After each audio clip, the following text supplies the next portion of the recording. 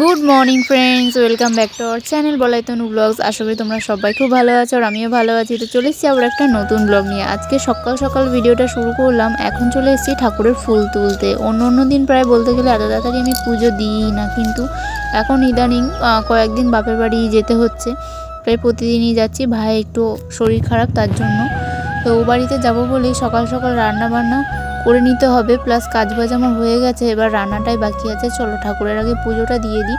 আজকে যেহেতু বৃহস্পতিবার, তাই জন্য আমি ঠাকুর পুজোটাও আগে করে নিচ্ছি, পরে সময় পাবো কিনা যদি দিতে না পারি তার জন্য। এদিকে সোনামা আর ওর বাবা দুজনেরই ঘুম ভেঙে গেছে, দেখো উসপাস করছে। আমি তাড়াতাড়ি করে পুজো করে নিই, নাহলে সোনামা আবার আমাকে ছাড়া একটুও থাকবে না, কান্নাকাটি শুরুই করে দিয়েছে বলতে পারো। তো চলো আমি কোনো রকমের না, তাড়াতাড়ি করেই পুজোটা দিচ্ছিলাম, যেহেতু মালা টালা দিতে হবে, ফুল টুল সাজাতে হবে, যে বৃহস্পতিবার তো তার জন্য। তো এই যে তোমার দাদাভাই ক্যামেরা ধরে দিচ্ছে, আর সোনামা তো ওর বাবার কাছে যাবেই না, দেখো কীরকম কাজে বোর খাচ্ছে, মানে সকালবেলা আমাকেই চাই, আমাকে ছাড়া ও কারোর কাছে যেতে চায় না। এই যে আমার পুজো দেওয়াটা মোটামুটি কমপ্লিট হব করছে, আর ও কিন্তু বিশাল জোরে কাঁদছে, তোমরা হয়তো শুনতে পাচ্ছ, ও খুব জোরে কাঁদছে। আর আমি এদিকে পুজোটা করছি, ভাবছি যে কখন হবে। আর ও এতই যে ও কারোর কাছে যাবেই না ঘুম থেকে উঠে। আমি যদি বাথরুমেও যাই, ও বাথরুমের সামনে গিয়ে দাঁড়িয়ে থাকবে, এমনই। তো চলো, এই যে আমার পুজো কমপ্লিট হলো, এবার সোনামাকে নিয়ে তারপরে এবারে রান্নাবান্নার দিকে চলে এসেছি। ওকে একটুখানি শান্ত করে দিলাম। দাদাভাই যেহেতু কাজে যাবে, প্লাস আমি রাতে আসবো কিনা তার কোনো ঠিক নেই, দেখি রাতে চলেও আসতে পারি। তো ওর মতোই রান্না করে দিচ্ছিলাম, এখানে ভাত করছিলাম আর করেছিলাম হচ্ছে মাছের ঝাল, তো ওর মতো করে দিয়েছি। আর এই যে তারপর ও কাজে বেরিয়ে যাবে, আর আমিও ওর সাথেই চলে যাচ্ছিলাম। এই যে নেমে গেছি, টাটা করে চলে গেল। এবার আমি অটো ধরে আর এবারে যাব। আর আমরা ছিলাম আনন্দপুরে আরবানা বিল্ডিংয়ের সামনে, দেখতেই পাচ্ছ, এই যে আমাদের বাড়ির খুব কাছেই আরবানা বিল্ডিং। তো আমরা দাঁড়িয়ে আছি এখন অটোর জন্য, কারণ আমার বাপের বাড়ির আগের স্টপেজে মানে অটো যে এখানে দাঁড়ায়, তো সেখানে অটো মানে এলে দাঁড়ালেই পাওয়া যায়, কিন্তু আমাদের ওখানটায় যেহেতু একটু দূরে, তার জন্য কিন্তু লোক হবে তারপর, সেই জন্য একটুখানি ওয়েট করছিলাম। আর দেখো সোনামা মামাই যাবে বলে কি খুশি, ওর বাবার সাইকেলে তো উঠবেই না, ভাবছে যে আমি মামাই যেতে পারবো না বাবার সাথে গেলে। তারপর এই যে আবার সুজিয়ে নিয়ে চলে এসেছি, আর এই যে আমরা অটোয় উঠে গিয়েছি। তারপর দেখো তোমাদেরকেও একটুখানি দেখাচ্ছিলাম আমাদের গ্রাম্য পরিবেশ কি সুন্দর, এদিকে আসতে আমার দারুণ লাগে, এত সুন্দর জল হাওয়া বাতাস সত্যি। আর আমাদের ওদিকে শুধু গরমের সময় এত কষ্ট হয় কলকাতার দিকে, বলার মতন নয়, কিন্তু এদিকে খুবই ভালো। গরম নেই বলবো না, কিন্তু তাও যেন একটা শান্ত পরিবেশ, একটা নিরিবিলি পরিবেশ, একটা মনোরম পরিবেশ। আর বলতে গেলে ছোটবেলা থেকে যেহেতু এই পরিবেশেই চেনা জানা, তাই জন্য যেন ওই পরিবেশের সাথে ঠিক মানিয়ে উঠতে পারি না।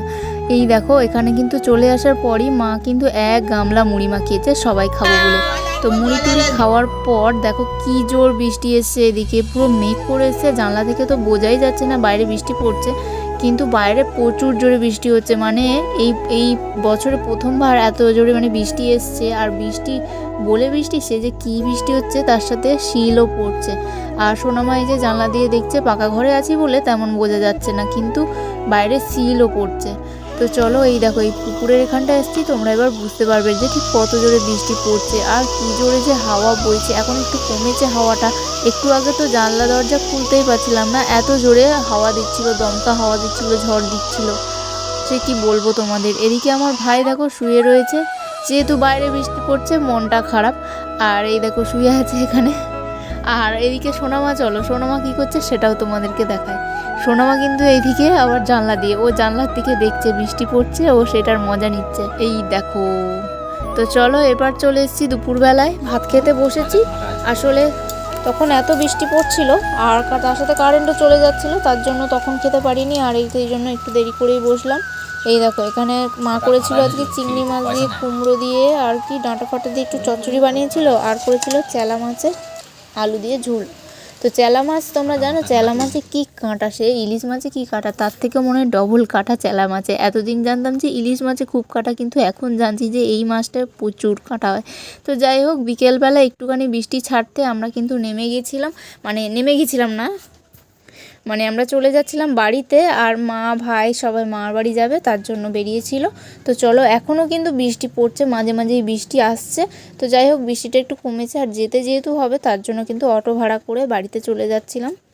বাড়ি চলে আসার পর আর সেরকম কোনো ভিডিও হয়নি, মানে বাইরে তো খুব বৃষ্টি পড়ছিল আর তারপর বাড়িতে এসে কিছু কিছু কাজ করছিলাম, তার জন্য আর ভিডিও কন্টিনিউ করিনি। তো এখন দেখো তোমার দাদাভাই আসার পরে ফুচকা নিয়ে এসেছিলো।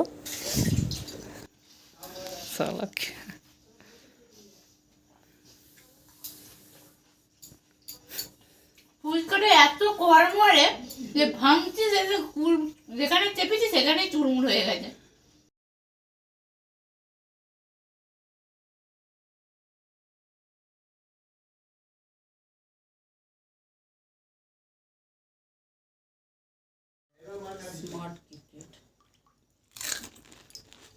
আর তোমাদের দাদাভাইয়ের একটা রগড় দেখায়, এখানে বললো যে আমাকে ফুচকা খেতে বললে বসে ওদিকে ওয়াইফাই কানেক্ট করতে ব্যস্ত।